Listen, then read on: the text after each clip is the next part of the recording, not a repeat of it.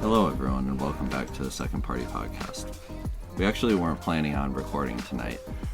We were getting ready to actually go out on a date night, kind of rare for us. But we got talking about some Christian movies that you ended up showing me kind of early on in our relationship, right? Yeah, that are terrible, because Christian movies are terrible about 99% of the time. Yeah, and we pulled up the trailers for them. One of them is called Courageous. Yep. And the other one's... Courageous, the police one. Okay. Another one's Fireproof, which is the fireman Firefighter one. Okay. Yeah. You always have to remind me, because if you watch both of the trailers, I don't know. I think they have similar characters, or like they're made by the same people, but in my opinion, is basically the same thing. It's like that meme where Pam has two different pictures. Corporate needs you to find the difference. There's no difference between them. That's this movie. The same movie. It's, yeah.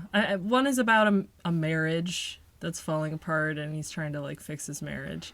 And the other is about families, dads, who are trying to be good dads. Sure, but like both focus on the men, and it's like the same characters, and I'm sure that they're actually distinct or different, but neither of them are particularly memorable, and the themes and characters are borderline interchangeable. The theme in both of them is the exact same, which is need Jesus, you do. That's the theme. Especially as a husband and father. Yeah, exactly. Okay. Yeah. Yeah, so we were talking about some of those, and you asked me the question, like, how would you make a good Christian movie? Well, yeah, because you riff on Christian movies all the time, and I get it. Rightfully so. I do too. Like, they do suck most of the time, because they're not movie makers who are Christian making movies. It's Christians and pastors who are like, this is a message I want to get out. How should I give this message? How about a movie? Let's try making a movie. Yeah. And they're not good. I say 95% of Christian movies are terrible. That's true. Probably 90% of movies in general are terrible. So, like, how is a super cringy Christian movie that makes it to the theaters versus a cringy non-Christian movie that makes it to the theaters nowadays? Usually they're pretty bad too. But I think the key difference with Christian movies is I guess I expect more from them. Well, I think the other thing that I would say is Christian movies don't compete in the same marketplace. No, not at all. And as a result, if you make a bad Christian movie, you're not, like, maybe this is odd phrasing, but like, you're not punished by the market for that. And then that doesn't create a feedback loop that allows you to get better and learn what does or doesn't work. So then Christian movies sit in this... Because you're saying a Christian audience, more so than a standard audience, will let bad movies slide because, they're family friendly and they have a good Christian message. So people will be like, this is a good movie, you should watch it, and still support it, even if it's bad, simply because it's a Christian message. So you almost have that one up in the market that you're making this film for. Yeah, it's almost like you have a monopoly. Because people are going to come and watch this, and you basically don't have competition. Yeah, so what I was asking you was, we talk about movies a lot. We like watching movies. We watch movies a fair amount of the time. Like, we don't really watch TV shows. We're not TV show people, but we watch a lot of movies. Yeah. And we're pretty critical of movies. You even keep a list of, like, the top movies, and you have your own ratings for all sorts of movies we watch. So we are pretty critical of movies, but we really enjoy movies. And I really want to see some good movie content out there that do have a more maybe Christian religious theme to them, but that are good. And you don't see that very often. Yeah, you really don't. The top, 50 movies that I've ever seen are not Christian movies. Yeah, and I think... And I want to see some movies that are more, like, maybe explicitly have a Christian message in there. But how do you do that? Like, so what I was asking you was, okay, if you had to go about trying to make a movie, and you were trying to make a quote-unquote Christian movie for that audience, the audience that's going to go watch Courageous, the audience that's going to go watch God's Not Dead, which is an abomination of a movie. Yeah. How would you do that, and how would you market a movie and try to make it actually good, but for that audience? Yeah. So I think it's kind of, a complicated question. I kind of see the landscape of Christian movies as having two main genres that you can kind of pursue, right? So the first one is kind of like biblical stories represented on the big screen, right? So we're just telling a story from the Bible. And then the second one is the movie that's kind of meant to be like a normal type of movie that somebody would just go see in the theater, right? It's kind of modern. Yeah. A modern story, a modern setting. Yeah. And I think you'd address those two different types of Christian movies in different ways. So if we're talking about that second group, like a typical movie that people would go see in the movie theaters, I think people who are seeing these movies at this point in time probably have like pretty terrible taste, if that's all that they've really been watching. Well, or if all they're looking for when they go to a movie is some good message. Sure. Feel good. Yeah. Jesus. And I think they've kind of become like acclimated to that standard boring type of Christian movie. So these movies are the Courageous, Fireproof, God's Not Dead, even what is that old baseball movie that like Angels in the Outfield, is that what it was called? Yeah, Facing the Giants. Do those count in that Angels category? in the Outfield, I don't know that was made in the typical modern Christian movie. It's a bit older, so that might be different. Way, yeah. But I'd say I think the way that you need to approach that is by slowly wading in, right? I don't think that you can just dive into the deep end there, because I think audiences will be a little bit taken aback if the whole meta of their movies is flipped upside down overnight. So I think the way that you probably approach it is by kind of starting at the upper end and then working your way down. So yes, most of these movies fall into the family-friendly type of genre, but there are kind of different categories of family-friendly movies, right? You've got some where it's family-friendly, but yeah, you do have to have older kids, right? Because I could ask you the question, like, is The Hunger Games a family-friendly movie franchise?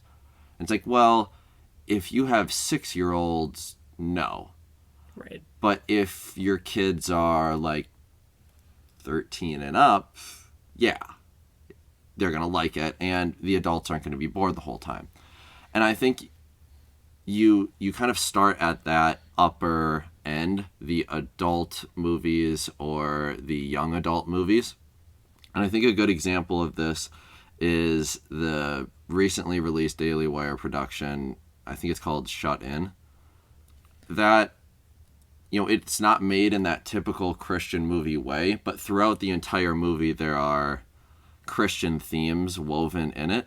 And, I think that's probably a great first step.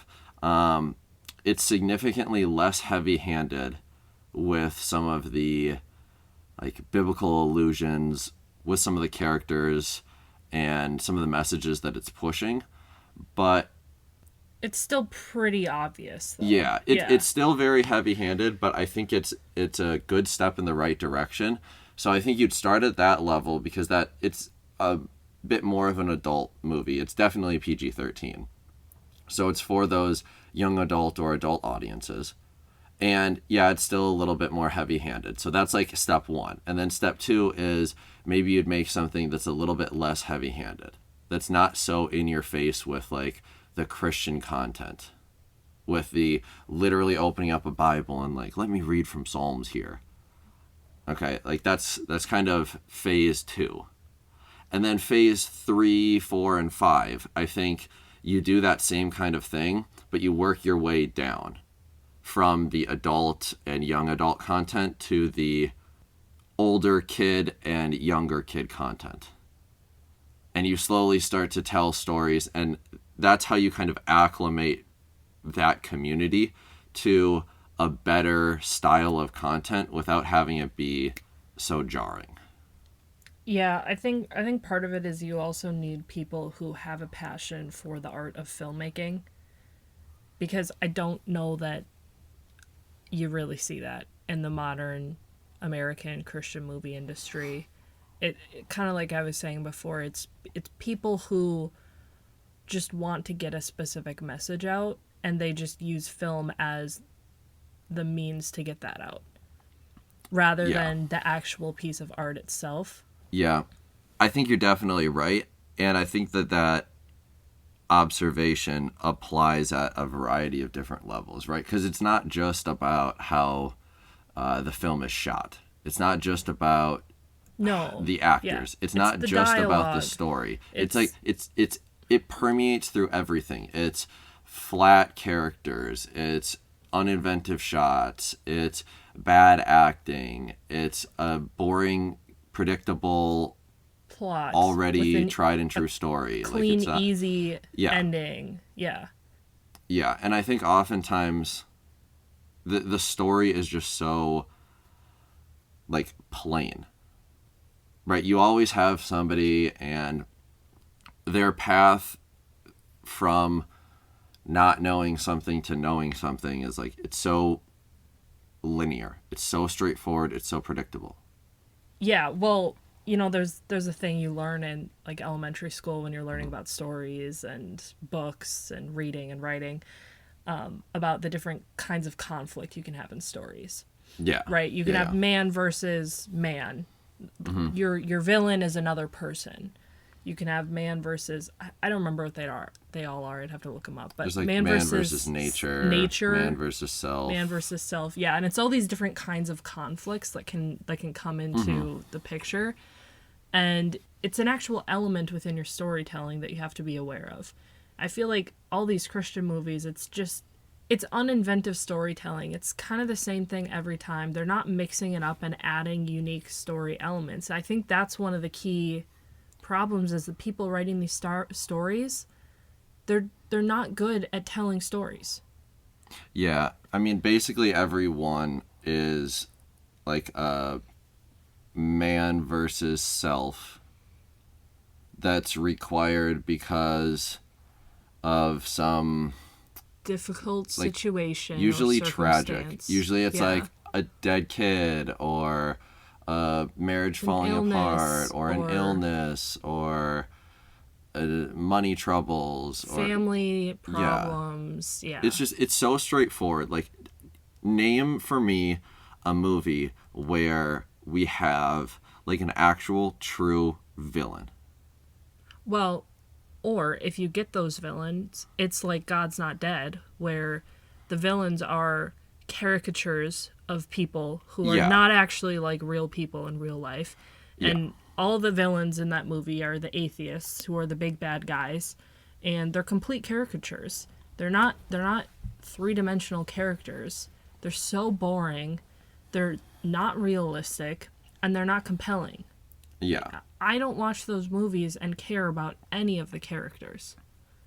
Yeah, I agree. I guess I'm asking for, and obviously this is a big ask, but you know, it can be to a lesser degree. But like, let's have a movie where we have an actually memorable villain, right? Like Star Wars has Darth Vader.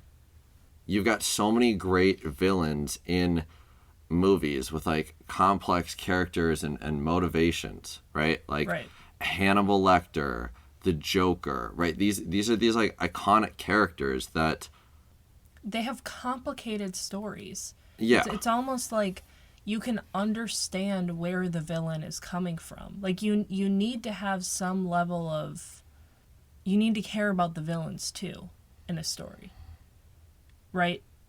Thanos, you can almost understand where he's coming from. That's part of what made him such an interesting villain in Sure.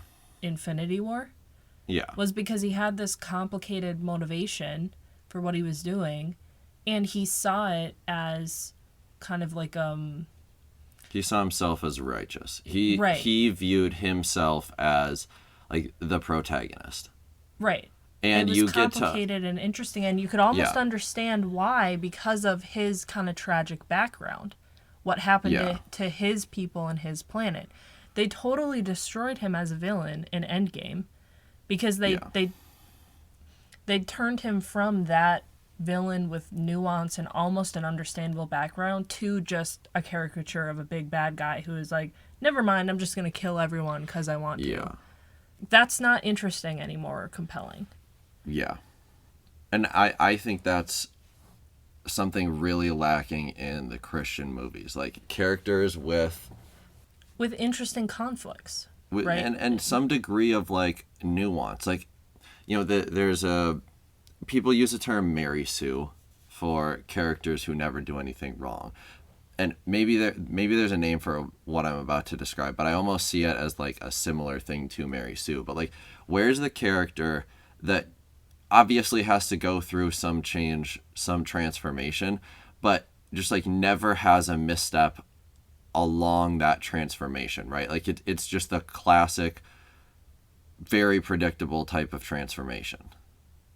Like there are so many great movies that have really complicated characters and still make a commentary about something on like a larger scale, right? You can have flawed characters or characters that make bad decisions, and oftentimes that ends up telling your message even better, right? Like whether it's talking about what I would maybe say is like toxic femininity in Gone Girl, or toxic masculinity in Fight Club, or trying to teach a lesson about really like savoring the days that you have and being grateful in About Time, right? Like you can tell and get across messages in really compelling ways with characters that are clearly flawed and have like a bunch of missteps.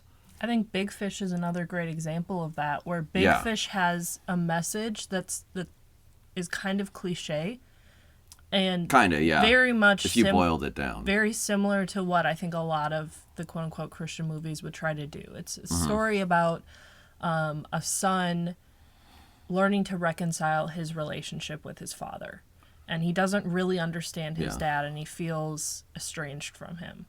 Yeah, and it's a story between a father and a son, but it's told in the most unique way, with these kind of mystical, fantastical flashbacks, and the method of the storytelling, and the two different parallel stories that we follow as you go through the movie. Yeah, it's very interesting storytelling. Yeah, here's something interesting to think about with Big Fish. So you said it's about a relationship between like a father and a son.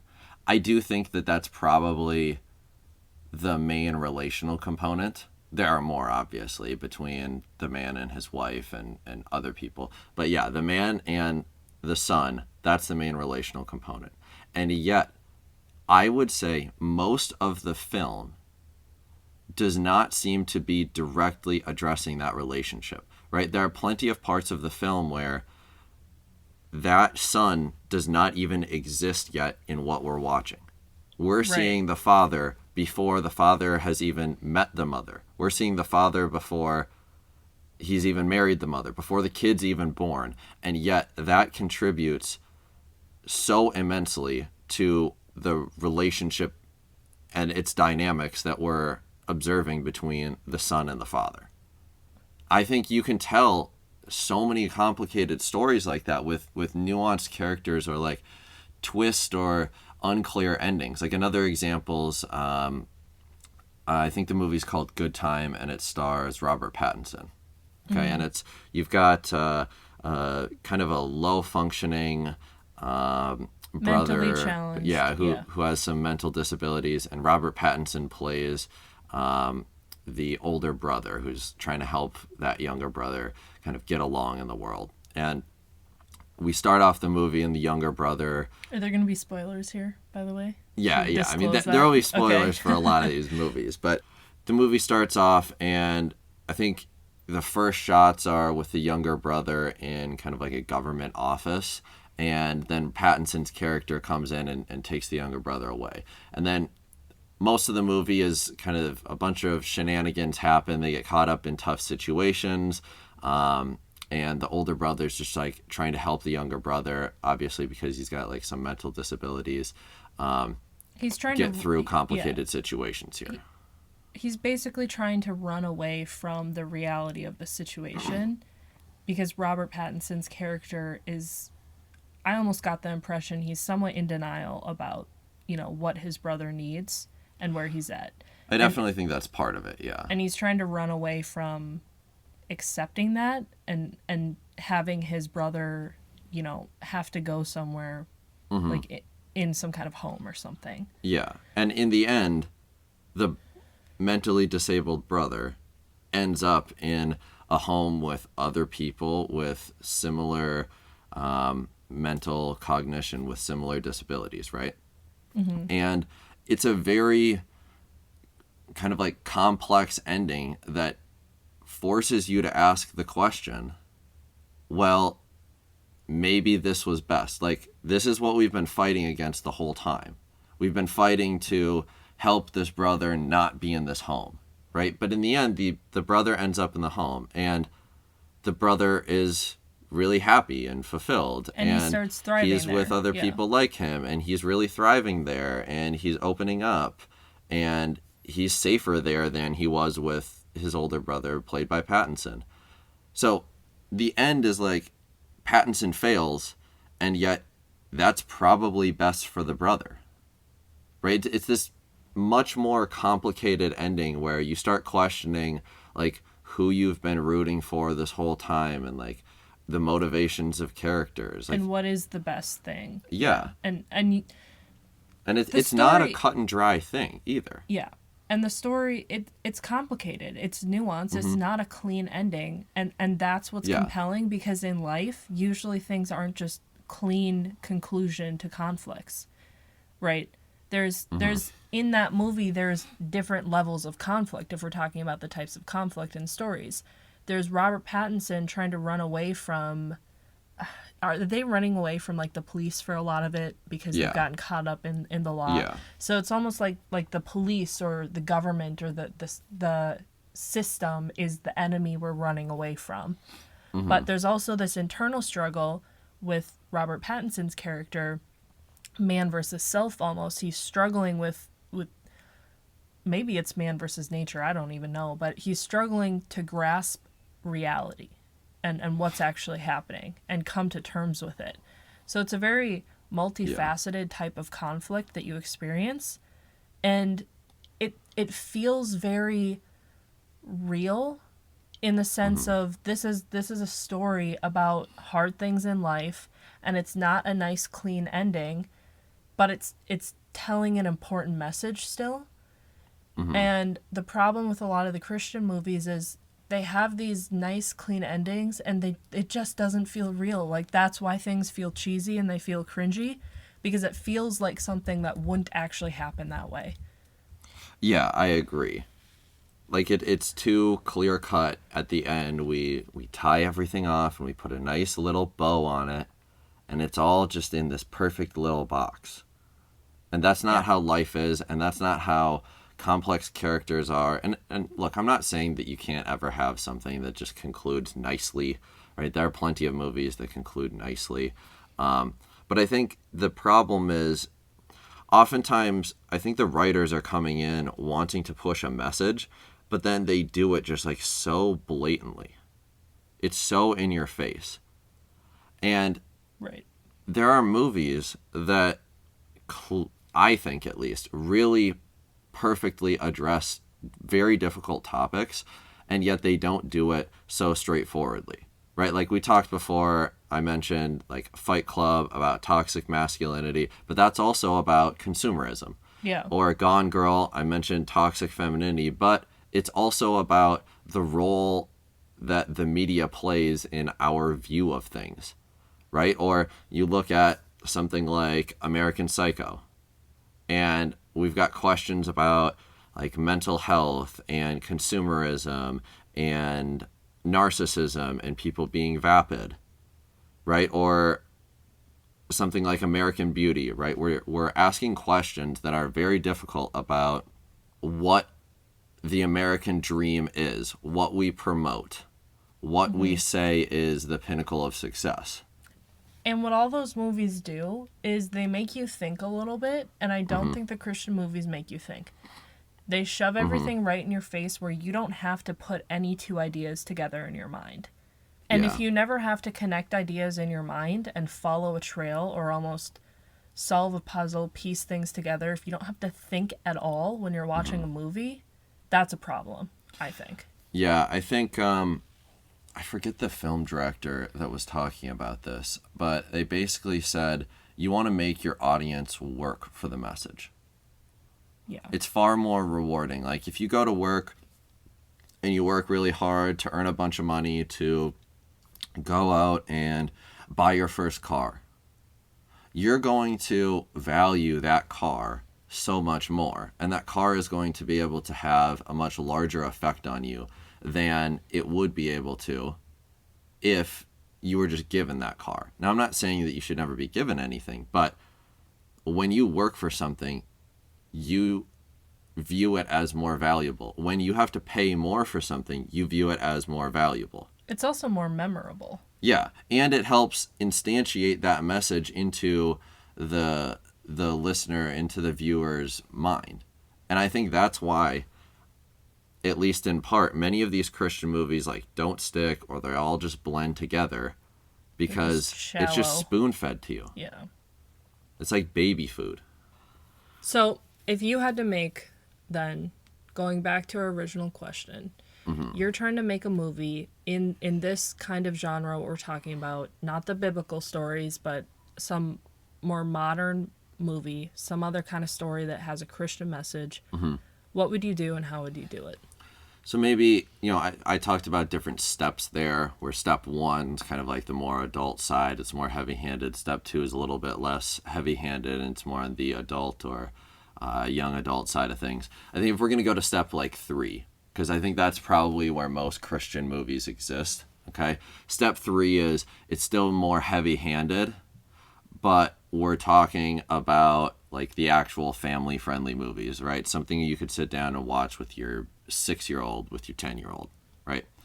I think there, if I'm just spitballing something here, like let's say some kid is in a new town, or he's going to a new school, or he's going from elementary school to middle school, or middle school to high school, something like that. Okay, we've got a transition, and the kid starts making new friends, and they've got a class on, I don't know, let's say debate or something. So we're really still keeping it in the same kind of realm as the original God's Not Dead movie, okay?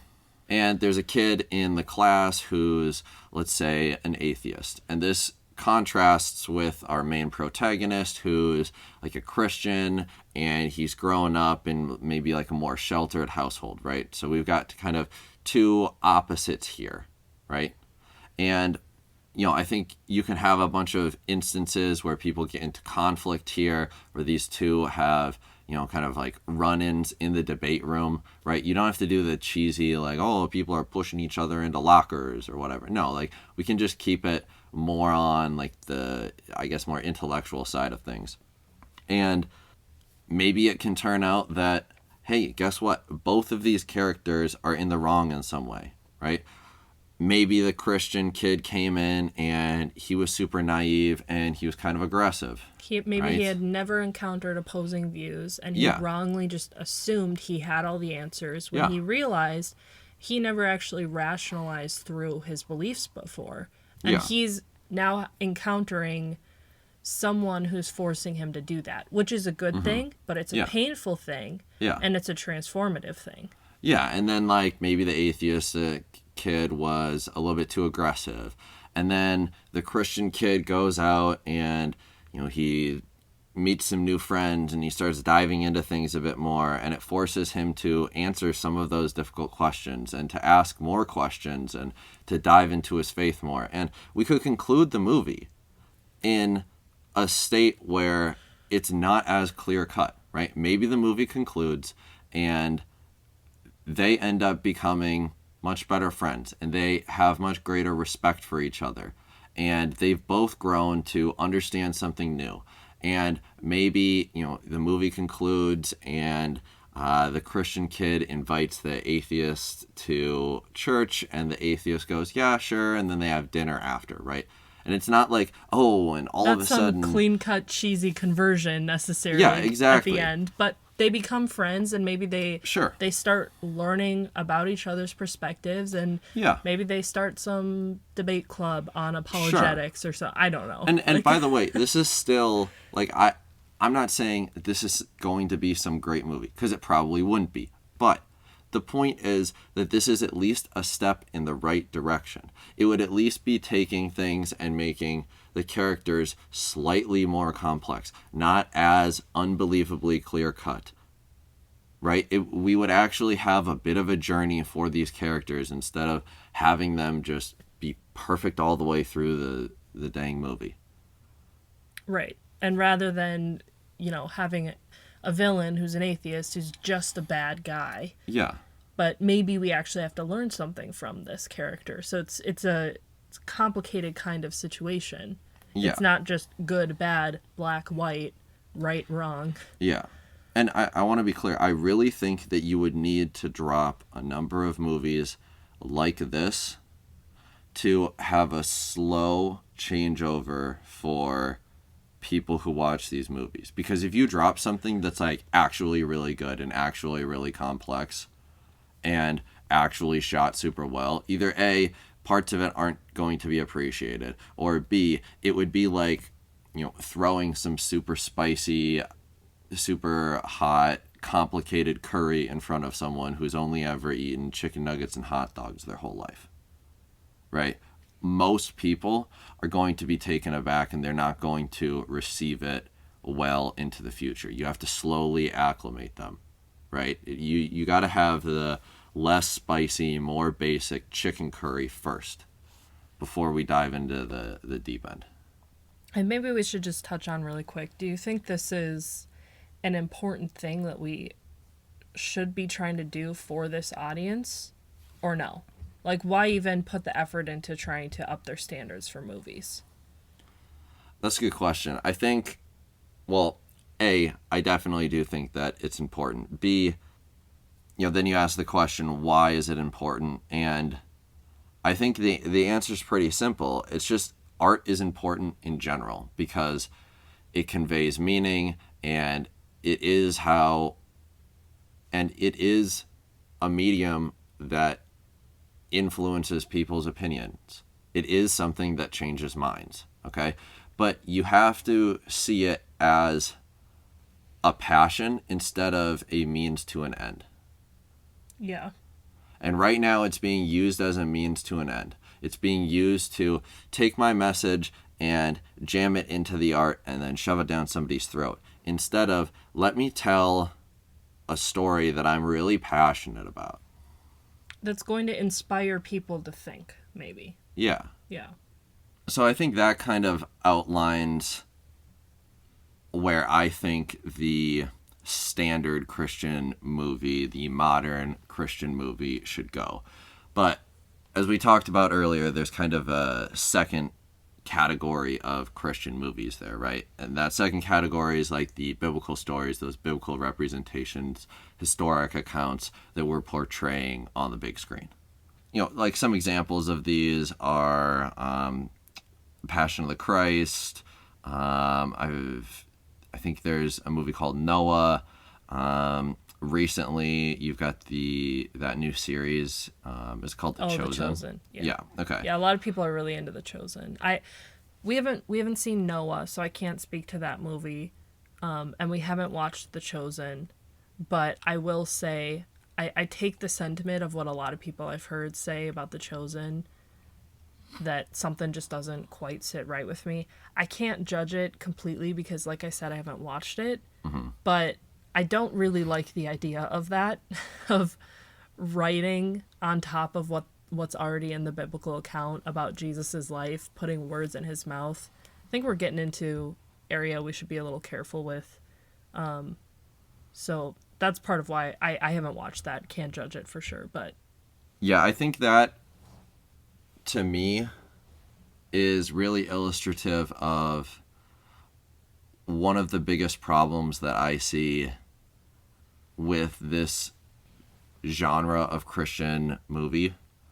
And it actually kind of expands beyond Christian movies as well. But like it's difficult when you're working within a canon to tell stories about main players in that canon, right? So here it's going to be difficult to tell, at least in my opinion, some really good stories with like Jesus or Abraham or Israel or Noah or Joseph, right? Like it's when you're expanding out of content we already have available in the Bible. Yeah, and I think the tough part is, and you kind of touched on that there, there's a bunch of content available. So now we have to be consistent with that content that is available and everything else going on around it. And it's difficult when you're kind of putting more in somebody's mouth, right? It really comes to a head with Jesus and going through the gospel stuff. But I also think that it's kind of an issue when you start looking at someone like Abraham or Noah, right? And I think you see the same kind of issue actually in like some of the like more secular stuff. So if you look at something like Star Wars, okay, they released the Clone Wars, which is a television series that took place between episodes 2 and 3, right? And there are scenes in the Clone Wars series where Anakin and Dooku duel each other. Well, I think there are some issues with that.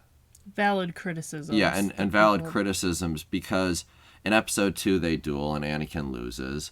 And then in episode 3, when they duel, some comments are made to the effect of like, oh, when we last met... This time we take them together. Yeah, this time we take them together. Okay, and it's kind of tough if the this time was referring to some random time in the Clone Wars, when originally it was meant to refer to the last thing in episode 2. Yeah, and you see the same kind of thing with the new Kenobi show. Like almost the exact same thing happens between Vader and Obi-Wan in episode 4. Yeah. He goes, last time we fought, I was but a learner, right? If that is, and spoilers for so much of this, but if that's referring to some random duel that occurs in the Kenobi show, right, rather than like that doesn't jive. Rather than that's the episode 3 to, duel, the episode 3 ending. Mustafar, yeah, which is a wild thing. By contrast, like something I think that does really work is when you focus on characters that are not the main characters. So if instead of focusing on Anakin and Obi-Wan, if we start focusing on some random side Jedi, like let's say Plo Koon or Shaak Ti or somebody like this, all you have to do with them is make sure that they end up at the same endpoint as they need to in episode 3. Right. Or Ayla Secura. I don't think she even has any speaking lines in the movies. I don't think we know anything about her. She just kind of shows up visually a couple times. You have so much creative freedom now to go take a story with her and write it into the universe. Yeah, if you're going to go write something into the canon here. Yeah, all you have to do is have her alive so that during Order 66 she dies. Right. Same thing with Plo Koon. Same thing with a bunch of the other Jedi, right? You have so much flexibility, and that to me is what really works in the Clone Wars series. And similarly, right, I think you see the same kind of issues with some of like the sequel series in Star Wars. Oh yeah, the sequel series is terrible.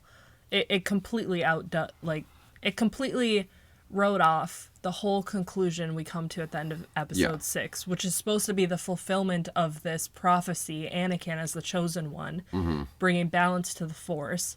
And then the sequel trilogy goes and just says, never mind, forget all about that. And it like completely vetoes everything that happened in the other 2 trilogies. Yeah, I think if you were going to do a sequel trilogy, it would have needed to look something more like what we see in The Mandalorian, right? These small skirmishes, these holdouts of certain Imperial units, right? Asking questions about bringing balance to the Force, right? These allow you to still tell so many stories, but have it remain consistent with things. Because, yeah, of course, like the general structure of the Imperial army is destroyed, but like there's still a bunch of commanders and lieutenants and people out in various places across the galaxy who are probably still going to be loyal to the Empire, even though it's fallen. Yeah, they're not just going to lay down. Right. And you could tell stories about Luke now. He's the only Jedi left, right? The Jedi Order is completely gone. And so let's tell a story about what does that look like for him. Is he going to rebuild the Jedi Order? How is he going to do that? Yeah. Is he going to learn from some of the mistakes they made in the old, Republic that kind of led to the downfall and the rise of the Empire? Yeah. Or is he going to reform it? Is he going to learn from those mistakes and do something different? What's that going to look like? You can tell interesting stories like that, but you can't have another galaxy-ending threat. You can't do that. You've already done that. You've already concluded that in the canon. You can't write that in again. Marvel's having the same kind of problem right now, I think. Oh, yeah, where for sure. They already did their galaxy universe-ending conflict. Well, and it kind of escalated, right? It's like, all of this city, all of this continent, all of the world, all of the universe. It's like, well, where do you go from there then? They keep trying to one-up, and there's nowhere else to go anymore. Yeah.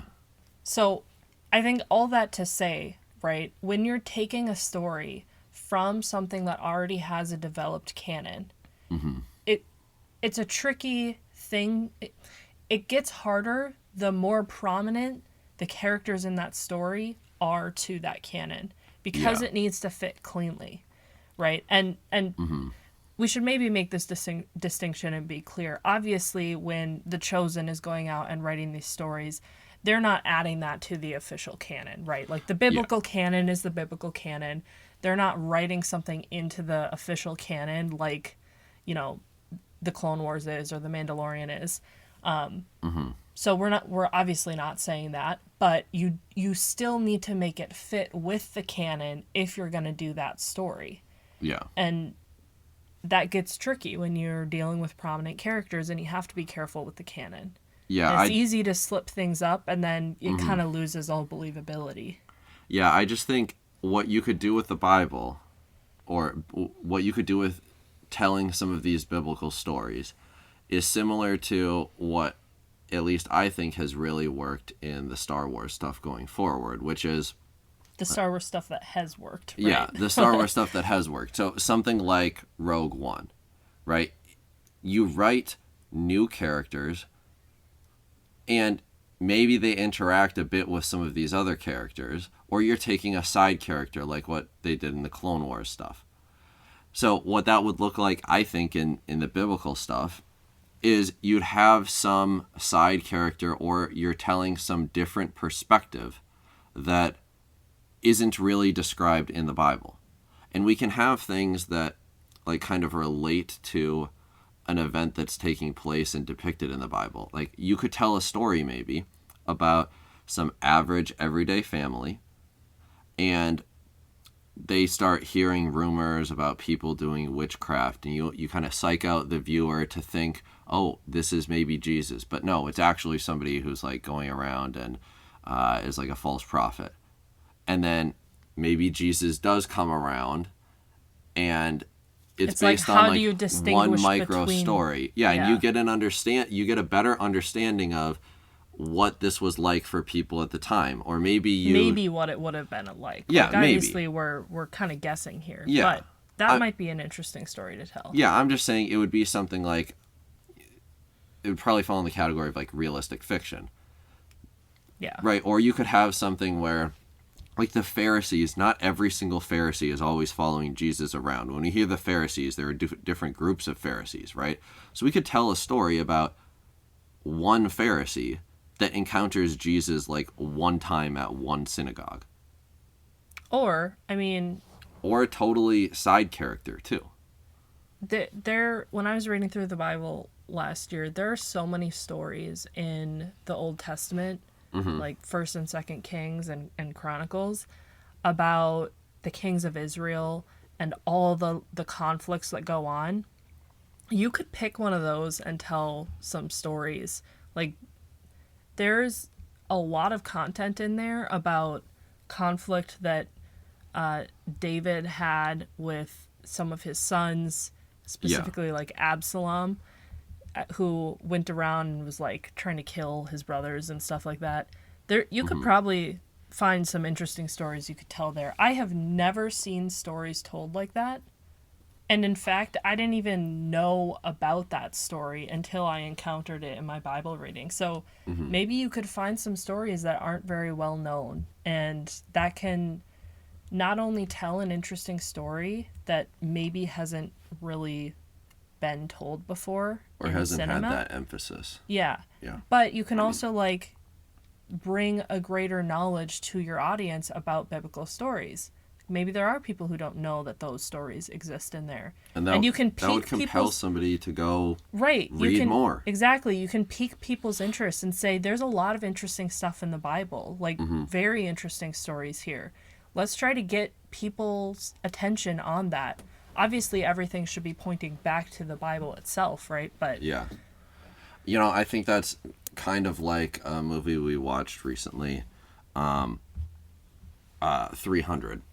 Right, where that's taking kind of a legend, a small story, right? Like the story and what we know about that is really like maybe a couple of paragraphs worth of detail, right? And yet they're making it into this long form, full theatrical release of a movie, right? And what you do is like you're expanding on all these characters, and all of what we know is still true here. But we don't have much information, but that allows us to be kind of creative with how we fill in those gaps. Yeah, I just think there's so much untapped potential if you want to tell stories from the biblical stories. Yeah. There's so much you can do, but yeah, like we're saying, if you're gonna go tell a story about Jesus or about Paul or Jacob or Noah, Samson. It's not to say that you can't do it, but it's going to be a little bit more difficult, I think. And I think if you're going to do it, it would be interesting to say, let's take a lesser known biblical story and explore that. Yeah, I think so too. And I think that's kind of what's going to work with some of these larger canons that have been expanded upon recently, right? Whether it's Star Wars or Marvel, I think that's where you're going to start seeing the successful things. Yeah, that is kind of what Star Wars has been doing recently with a lot of their good stuff. The good ones have been. Yeah. Yeah, they've been taking these smaller stories and writing them, and I think that content is pretty good when they have good writers, Dave Filoni, doing it. And just give him the reins. That's the good Star Wars content that you get these days, right? Not trying to take the big characters like Obi-Wan. I didn't think the Obi-Wan series was good at all. It ruined too much of the canon because it has that exact problem. Like, you're dealing with these characters that are literally the main characters. Yeah. That you don't have as much flexibility and freedom to write whatever you want with them because so much is already set in the canon. Yeah, and I think it's tough to expand on characters when you're in like a bit of a box. Right. Right. I think that's a big thing that makes movies, whether that's Christian or non-Christian, whether that's modern Christian, the American style that always seems to take place in our modern day, or the more biblically based stuff. I think part of what Marvel, at least in the past, did really well is they had distinct characters that evolved over time, right? You had Tony Stark starting out as this narcissistic, self-seeking billionaire playboy, and he kind of evolves, but there's still an aspect of him that remains, right? There's still that snippy, snarky, a little bit of a know-it-all there. Same thing with like Captain America, right? He's the patriot who is always going to do what's necessary for his country, but then he gets a little bit jarred, and you start asking, are you faithful to the country or the ideals? Mm-hmm. And I think doing more of that in Christian movies, whether it's type 1 or type 2, would make them a lot more compelling from a character standpoint. And I think that's what a lot of the actually good Christian movies do. I know it's surprising, but I think there are a few. Yeah. So what are they? Like, I guess maybe to wrap things up here, do you have recommendations of Christian movies that are actually good? We rip on them all the time. We're heavy critics, but I think there are a few. One of my favorites is called Believe Me. It's kind of like a Christian comedy, I would say, and you have to kind of understand the modern American Protestant Christian culture. That one is definitely for a niche audience. Yeah, actually, it's pretty niche, but if you understand that, you don't have to be in it, but if you understand it and you're fine with some more like self-deprecating, self-aware humor, then I think that's for you. If you're going to be clutching your pearls at any critical comment, you're not going to like it, but I think that's pretty funny. Passion of the Christ, I need to rewatch that one. It's been so long since I've watched it. Yeah. If I recall, it's good. I know it's like very well renowned. Yeah, I seem to recall that being pretty good. I've heard good things about Noah, but I haven't seen it, so I can't speak to that. I think a lot of the quote-unquote Christian movies that are good aren't actually made by these like Christian specific studios. Like, I think like The Blind Side, that's a much better Christian movie than basically everything else that Pure Flix and these other studios put out. That's a problem when people who aren't Christian are making better Christian movies than the Christians can. Yeah, that's a problem. Yeah. Unbreakable. Oh. That's a great example of. No. Unbreakable is the the M. Night movie. Oh, is it You're Unbroken? Talking about Unbroken, right? Unbroken. Okay. Yeah. That's a great example of, is it a Christian movie?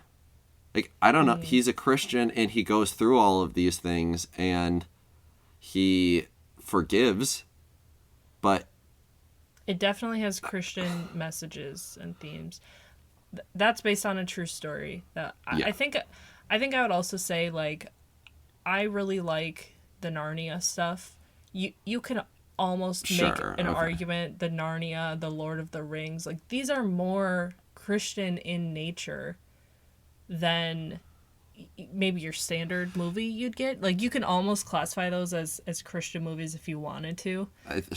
Here's a question. Are you classifying them as Christian because they are written by Christian theologians, so Tolkien and Lewis? Or, well, they have Christian themes in them, yeah, too. But there are plenty of things that have Christian themes, and they're like just general fantasy. Yeah. They're general hero's journey type of things. Right. Maybe those are more quote unquote Christian. Maybe not Lord of the Rings. I don't know. I see Narnia, the Narnia movies. I mean, the Narnia books obviously is what they're from, as good. I would call them Christian content. It's very blatant, the ties. It's for children. Okay, so we've got Believe Me, Unbroken, Blindside, Lord of the Rings, if you Slash count Narnia. it, Narnia, if you count it. What else? Passion of the Christ, maybe, Passion but we need to of Christ. rewatch it and reconfirm our thoughts on it, probably. I guess if there's anything that we've severely overlooked on the list here, feel free to let us know. I'm totally interested in actually good Christian movies, but it actually has to be good. Like, as movies go, not as Christian movies go. Yeah, we're going to be tough critics, too. Yeah. Well, with that, it's getting late. But recently, I've been thinking a little bit about kind of the difference between animals that we do eat and animals that we don't eat.